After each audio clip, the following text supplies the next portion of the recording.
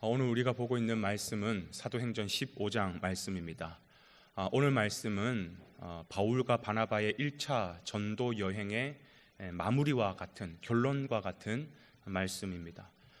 지금까지 바울과 바나바는 갈라디아라고 하는 그 지역, 이방 땅에서 선교 사역을 해왔었죠. 그런데 정작 본부에 해당하는 예루살렘 교회는 난리가 난 것입니다. 왜 그러냐면 그 지도자들이 하는 말이 어떻게 이방인이 구원을 받을 수 있냐라는 것이, 우리가 구원을 받고 우리가 하나님 앞에 선택받은 백성이지 어떻게 이방인이 구원을 받을 수 있냐. 만약에 이방인들도 구원을 받는다고 한다면 예수만 믿어서 될 게 아니라 우리처럼 구약의 율법을 행하고 할례를 행하고 이런 것들을 통해서 그들도 구원받을 수 있다. 어찌 할례 없이 율법 없이 예수를 믿음으로써 구원받느냐라고 하면서 이제 그 바울과 바나바의 그 전도 사역에 이제 딴지를 걸고 다툼이 생긴 것이죠. 지금 이 다툼, 이 문제는 땅끝까지 이르러 내 증인이 되리라라고 하는 이 선교를 시작하는 시점에 반드시 짚고 가야 할 문제입니다. 지금까지 구약 율법 아래서 신앙생활하던 이 사람들이 갑자기 예수님이 오시고 승천하시면서 완전히 새롭게 시작된 그 신약의 복음의 시대로 전환이 일어나야 되는데 이 전환이 빨리 일어나지 않는 것이죠. 왜 그러냐? 항상 뭐든지 초창기는 그런 혼란함이 있습니다. 그래서 실제 이방 땅에서 사역을 했던 바울과 바나바가 돌아와서 자기들이 예루살렘 공의회에 참석해서 우리가 대변하겠다. 그러면서 지금까지 이방 땅에서 복음을 전했을 때 하나님께서 어떤 역사를 펼치셨는지, 이방인들도 그들도 구원받아 돌아오고 할례 없이 율법 없이도 얼마든지 예수를 믿는 믿음으로 말미암아 구원을 받았다라는 그런 사례들을 발표하면서 그들을 차별하지 말라라고 그렇게 대변을 하는 것이죠. 사실 예수 그리스도를 믿는 믿음으로 시작된 이 복음의 사건은 과거 구약의 약속을 성취하고 새로운 시대의 개막을 알리는 아주 중요한 사건입니다. 그러니까 구약 시대는 우리가 하나님 앞에 어떻게 나아갈 수 있을까라고 할 때 아직 중보자이신 예수님이 오시기 전이기 때문에 예수님을 상징하는 중보자 역할을 감당하는 어떤 그런 장치들이 있었어요. 그게 바로 율법이었고, 그게 바로 제사였고, 그게 바로 할례와 같은 것들이었죠. 그러나 예수님이 이 땅 가운데 오셨다라는 이 신약의 시대는 뭘 의미하냐면 구약의 그런 임시적인 중보적 장치를 가지고 오는 것이 아니라 그 중보의 장치, 중보의 도구가 되신 그분이 실체로 이 땅 가운데 오신 거예요. 그러니까 구약의 그런 임시적인 장치가 필요한 것이 아니라 그 실체이신 예수, 중보자이신 예수를 붙잡고 우리는 하나님 앞에 나아갈 수 있다라는 것입니다. 그런데 이들은 충분히 그런 오해가 있을 수 있는 거예요. 왜 그러냐? 지금 시대가 갑자기 이렇게 전환이 되니까 지금까지 해왔던 것들을 그걸 버려야 된다고 이런 혼란함이 충분히 있을 수 있는 것이죠. 그래서 오늘 사도 바울은 그 유대 그리스도인들에게 선포하는 것입니다. 여러분들, 이제 율법으로 구원받는 시대는 지나갔습니다. 예수님이 오셨습니다.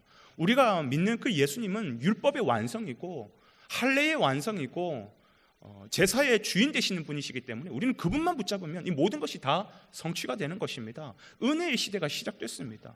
더 이상 구약의 율법에 매여 살지 마십시오. 멍에를 벗어나십시오. 성령께서 우리에게 새로운 은혜를 여셨습니다. 그러면서 그들 안에 복음에 걸맞는 기준을 잡아주는 것이에요.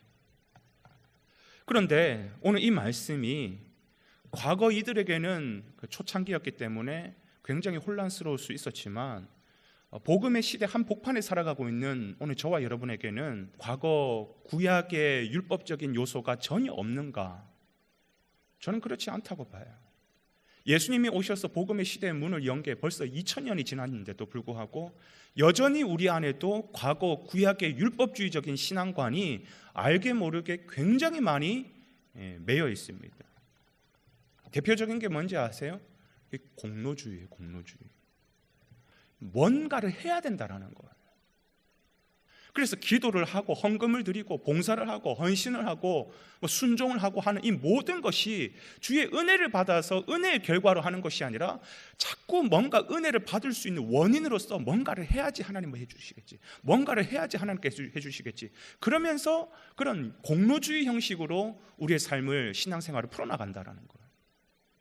뿐만 아니라 목회자 신봉주의, 여러분 물론 하나님께서 세운 이 시대의 목회자들은 너무나도 귀하고 존귀 여겨야 되고 또 존경해야 되겠지만, 그러나 목회자들은 신이 아니에요.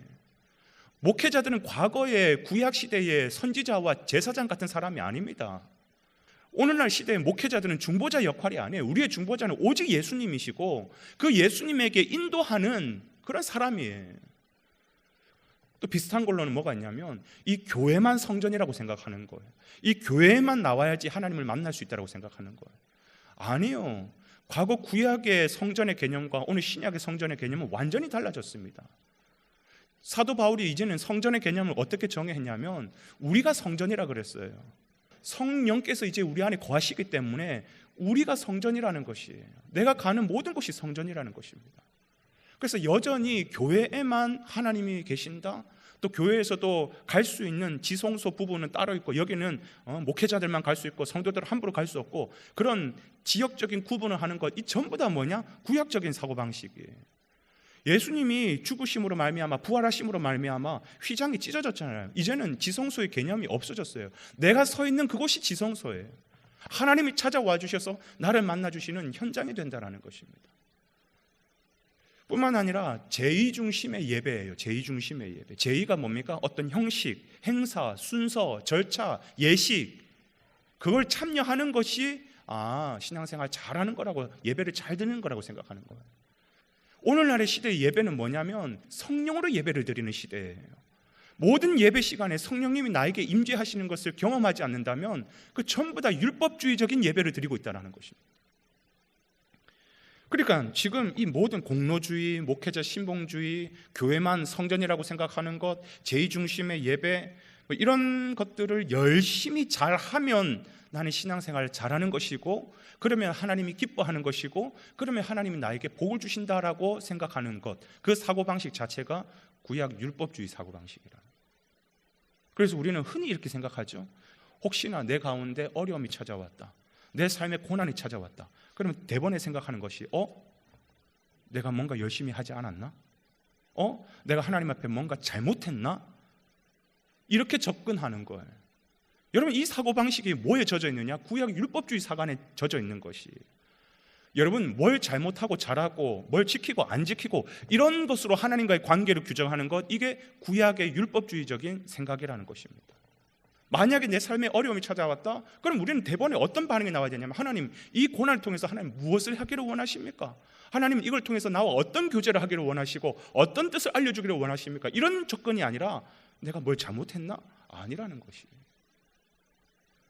그러면 오늘 우리는 이 말씀을 거울 삼아서 주님과 어떻게 교제하고 주님 앞에 어떻게 나아가야 됩니까? 다름 아닌 이제는 신약의 시대예요. 복음의 시대예요. 성령의 시대입니다. 성령으로 주님 앞에 나아가는 것이죠. 중요한 건 뭐냐? 우리가 드리는 그 예배의 기도와 찬송과 말씀을 통해서 내게 찾아오신 성령님을 만나는가 만나지 못하는가, 그게 더 중요하다라는 것입니다. 주일에는 그렇게 예배를 드리고 주중의 삶은요, 내가 가정에 있든 직장에 있든 어디에 있든 내가 서 있는 그곳에서 날마다 주님과 호흡하고 관계하고 그 주님을 민감히 경험하는 우리의 그 삶 자체가 예배라는 것이에요. 여러분 오늘 우리의 삶 가운데서도 이런 구약 율법적인 관점에 사로잡혀 있는 것이 아니라 복음의 시대에 걸맞는 새 부대를 취해야 될 것입니다. 그래서 더 주님을 경험하고 내 삶 속에서 더 주님을 민감하게 교제하고 친밀하게 그분과 나아가면서 그분의 음성을 듣고 나도 그분 앞에 음성을 올려드리고, 그러면서 주님과 깊은 교제 가운데 나아가는 오늘 하루 또 매일의 삶이 그런 주님과 동행하는 삶이 되시기를 주님의 이름으로 축원을 드립니다.